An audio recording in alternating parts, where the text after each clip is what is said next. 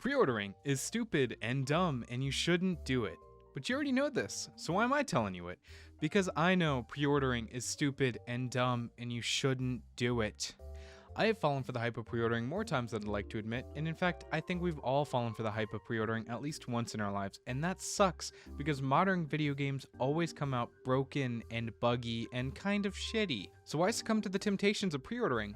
Maybe it's for the exclusive content, maybe it's for the early access beta, maybe you just want to be the dude flexing on your friends on day one being like, hey, I got the game first, I'm gonna stream it on Twitch, because believe me, that's been me with at least one of these games on this list. Whether it's your favorite studio releasing a single player game, or the next installment of a shooter you're really hyped for, don't do it. Just don't pre-order the game. It's the worst mistake you could make. So let me be your sage, let me be your soothsayer, let me provide a little wisdom and give you my experiences of why you shouldn't pre-order, because I have made plenty of mistakes. The first game I ever pre-ordered, technically first game I ever pre-ordered, was all the way back in 8th grade. It was Arkham Knight on PC. See, back in 8th grade, I was a big comic nerd, a huge nerd in general. I cosplayed as Link once to school. Don't do that, it's really dumb. That's my first piece of advice I'm gonna give you. Because I was such a big nerd, I played all the Arkham games, and they're great games, amazing games. I really love Arkham Origins multiplayer and I really wish they'd bring it back. Anyways, so I saw that Arkham Knight was coming out and I went, I got a little dough I could scratch up, I might as well pre-order it. And I went and I used all of my pennies and pre-ordered the deluxe edition, which at the time I'm fairly sure was like $100. Who even gave me all that money? What the hell? I was so excited for this game to come out.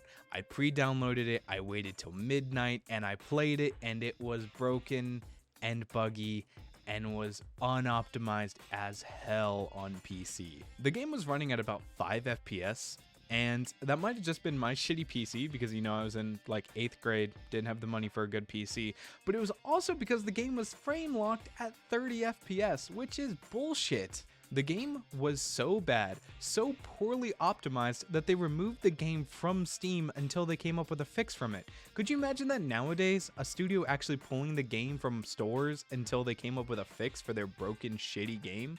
No, you couldn't, because it doesn't happen anymore. So now that they have fixed everything on Arkham Knight and the game's perfectly fine to play, I still have no interest in playing it because I was burned so badly my first time playing it. I played just long enough that I couldn't get a refund, and the game was so bad and buggy and unoptimized, and it burned me. That's the first lesson here, is that first impressions matter to the consumer. You think I would have learned after the first game I ever pre-ordered burned me, but I didn't, because the next time I pre-ordered was Fallout 76. This game caught me at the right time of life. I was 16 or 17, I had a car, I had a job, I had just built a new PC, and I saw Fallout 76 and went, this looks fine enough, I might as well buy it. And guess what? I went and I pre-ordered the $80 Tricentennial Edition. That was a really bad mistake. Now, I didn't pre-order it because of the cosmetics, but I actually pre-ordered it because of the closed beta. I planned to stream it on Twitch.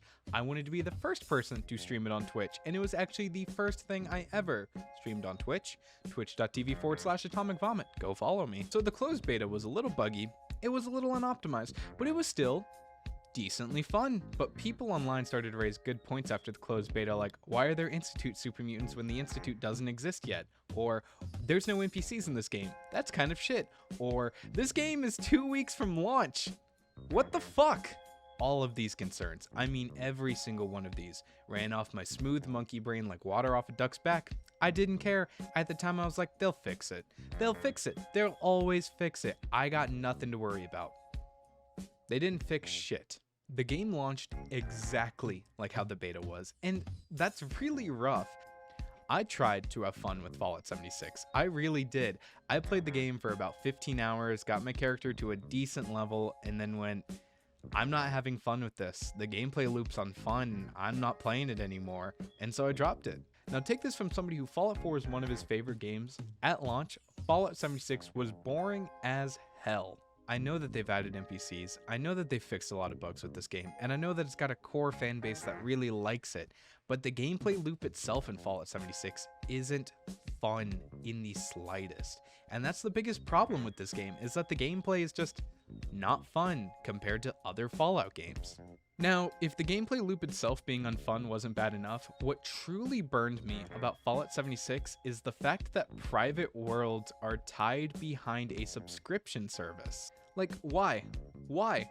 Why couldn't I create my own private world? If I could play the game single player, why aren't you letting me play the game single player? Why does the game have to be multiplayer? Why do I have to pay to remove a feature of the game? Why? Not only that, but Fallout First, the subscription service that has these private worlds, is $12.99 a month. That's extortion level prices just to remove a feature of the game. I'm not paying that much just to play by myself when I already bought an $80 game. What the hell? I guess the message behind the Fallout 76 pre-order is that if the gameplay isn't fun, I'm not coming back to it. The next pre-order is really, really sad for me because the game itself is fun. It's just about 5 minutes long. Resident Evil 3 Remake is a good game. It's a fine game. It's just about 2 minutes long, dude. When I stream on Twitch, twitch.tv/AtomicVomit, I stream for about 2 to 5 hours. I rarely, if ever, complete a game on stream. I think the longest I've ever streamed was actually Resident Evil 4 Remake when I played that game for about 8 hours, and I didn't even fully complete that game. Resident Evil 3 Remake took me 3.5 hours, and I beat it on my first playthrough. Now, in hype for Resident Evil 3 Remake, I actually went back and I played the original on stream, and oh my god, they cut out a lot from the remake just to make it fit in that short amount of time. So because I played Resident Evil 3 before I played the remake, let me list some of the stuff they cut out of the game. The graveyard, the Gravedigger boss battle, the factory, the park, the clock tower, most of Raccoon City streets, and most of Nemesis's really cool appearances. In fact, Nemesis doesn't even really feel like that big of a threat in the game like he did in the first game. Why? He's literally the name of the game. It's Resident Evil 3 Nemesis. And the game's fine. The gameplay is fun. It's just the problem is that they cut out so much from the original that it feels like a completely different story and a completely different game. I don't mind a little detective work. The lesson for this pre-order is that while the gameplay might be fun, the game can also be incredibly short. So be weary of that. The next pre-order really hurts. Like, it hurts me really, really bad to even say that I pre-ordered it. And that's Saints Row Reboot. Now, the entire time the game was coming out, I was shitting on it. I was saying, these characters look bad, the writing looks bad, Volition is handling itself terribly on Twitter, everything just looks horrible about this game. And then for some reason, 3 days before the game came out, I decided, fuck it, you know what, I'll pre-order the game. I'll trust Volition. They made Saints Row 1, 2, 3, and 4. They also made Gat Out of Hell, and Gat Out of Hell is mid as fuck, but whatever. So anyways, I ended up pre-ordering the really expensive version of Saints Row, and I am stupid and dumb, and guess what? The game was shit. I put it up there with some of the worst games I have ever played, like Devil May Cry 2. But here's the thing, I beat Devil May Cry 2 multiple times. I have never beaten Saints Row Reboot. Everything about this game is bad. The writing is cringy and terrible. It's the murder business. The fundamentals don't change, just the uniform.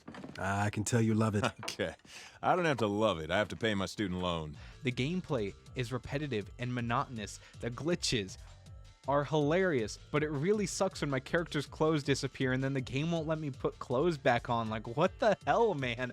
Why would you launch a game in this state? It was so bad. Hey, Future Jack here. I just wanted to say that it seems like they fixed a lot of the glitches and a lot of the cringy dialogue, at least in the beginning of the game, but my game still crashed right as I was reaching another mission, so yeah. Never play Saints Row Reboot. That's the message of this one. It's just, that game's ass. Do not play it. The reason why I didn't finish the game is because it kept crashing so many times. I got through like 4 hours of the game and then just went, my friends are laughing at me because I bought this garbage. I'm not having fun. The game keeps crashing. I might as well cut my losses and just stop playing it. And guess what? I haven't regretted it since. The worst part is that the entire time before this game came out, my mind was going, don't do it. Don't pre-order this game. Don't go out and buy the most expensive edition like you do every time you pre-order something because you're stupid and dumb and hate money. Don't go and spend a crap ton of money on this game. Please, I beg of you. And what do you know? I went and I wasted a fuck ton of money on this game.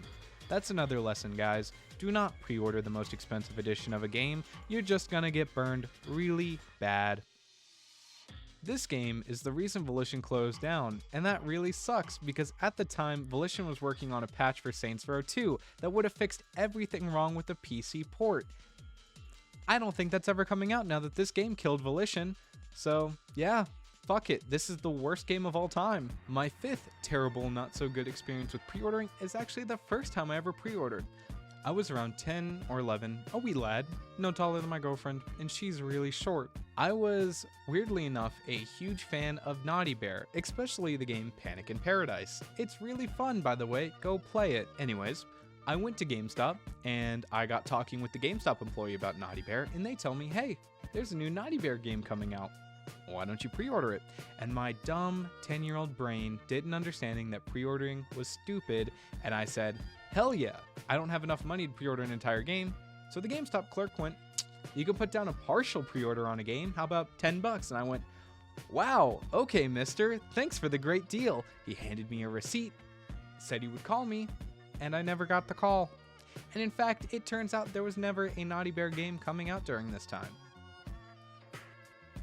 This dude scammed me when I was about 10. What the hell, dude? Granted, I was a dumb 10-year-old and I really shouldn't have been pre-ordering anything. But who the hell scams a 10-year-old, especially at your place of work? So I guess the lesson for this one is that don't pre-order? Like, don't get scammed by GameStop employees.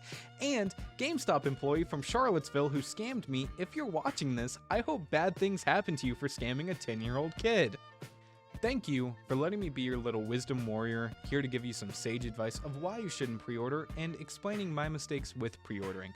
I really hope it helped you decide not to pre-order.